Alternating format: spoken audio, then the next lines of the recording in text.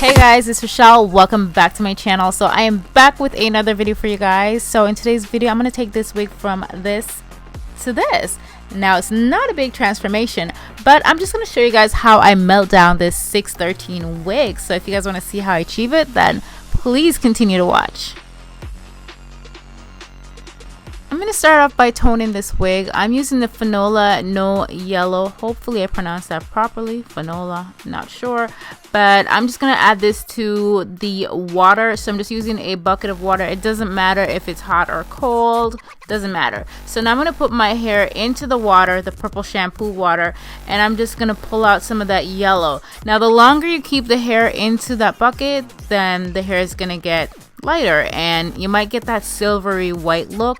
It depends if that's the look you are going for. So if you're going for that look, you want to keep it in the purple shampoo a lot longer.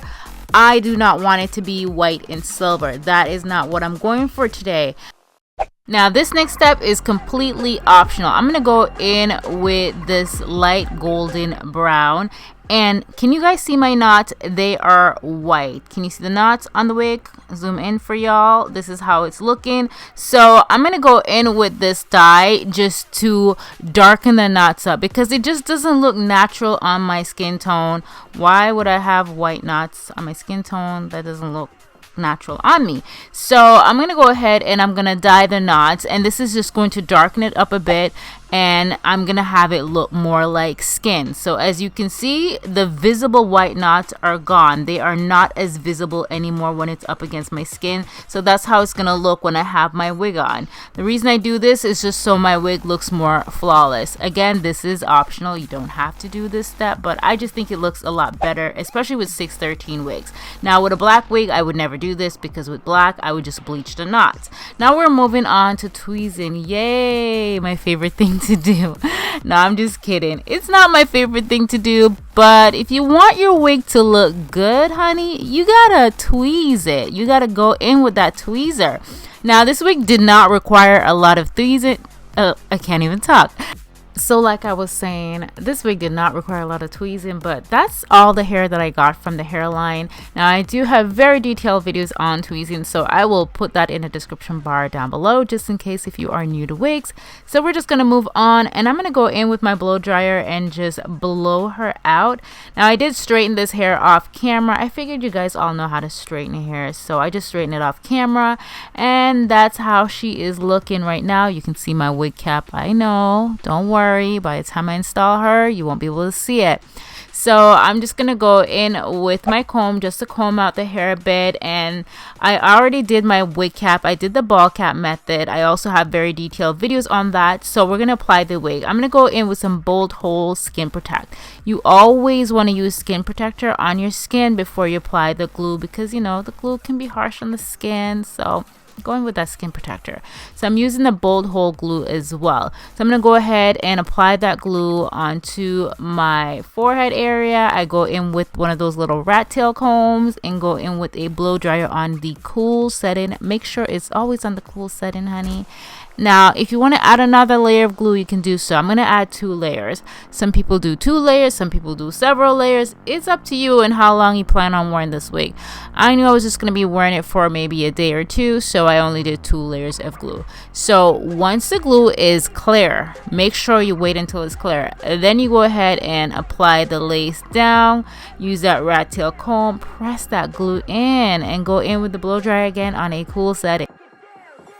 Once that glue is laid down, we're going to go ahead and start cutting off that excess lace that we don't need. I like to use a eyebrow razor, and I also like to use a scissors. I find that with the eyebrow razor, it makes the lace cutting not super perfected line. It's more jagged, and then I like to go in with the scissors for the little areas that I can't reach.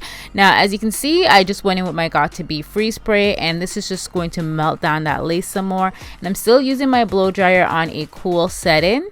I like to apply my wigs in small sections. I feel like it's a lot easier for me to do it like this. So that's why I cut the lace in small sections and apply my glue. So again, you want to wait until that glue is clear and tacky. If you put it down when the glue is still white, you're gonna see that lace glue when you're wearing your wig. So that's why you gotta wait for it to get tacky. So now that my wig is completely on, she's all the way glued down, I'm gonna go in with some iron hair serum and just to add a bit of shine to this hair.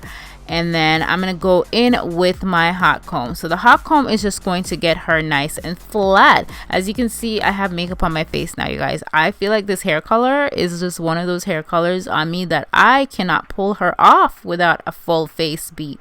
So I went in and I applied some makeup, and I'm gonna go in with some hair mousse. So the hair mousse is just going to flatten her down. Just keep it nice and sleek, and then I'm gonna go ahead and tie this wig down.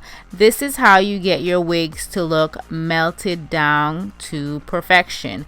Tie down your wigs. So I'm just gonna go in with this stocking. You can use a hair scarf. I don't know why I'm using a stocking, but whatever.